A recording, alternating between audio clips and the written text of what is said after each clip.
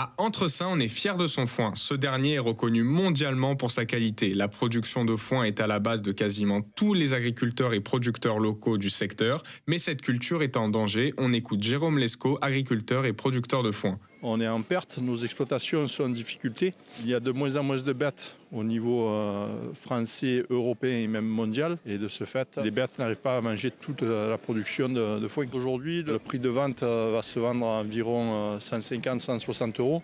Alors pour que nos exploitations s'en sortent, il faudrait qu'on vende notre foin au minimum à 200 euros la tonne.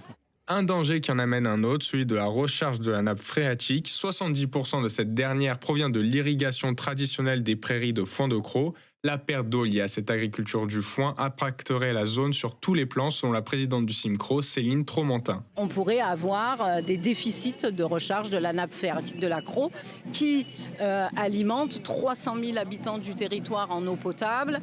Nappe phréatique qui alimente aussi la zone industrielle eau portuaire de Fos, qui alimente les deux bases aériennes d'Istres et de Salon de Provence stratégiques sur ce territoire, et donc du coup qui alimente la vitalité économique, démographique de ce territoire. La sauvegarde des 13 000 hectares d'agriculture de foin est donc très importante pour la nappe phréatique, selon le CIMCRO. Un schéma d'aménagement de gestion des ressources sera installé par le préfet à la mi-juin pour travailler sur le maintien de tous les usages de l'eau sur le territoire.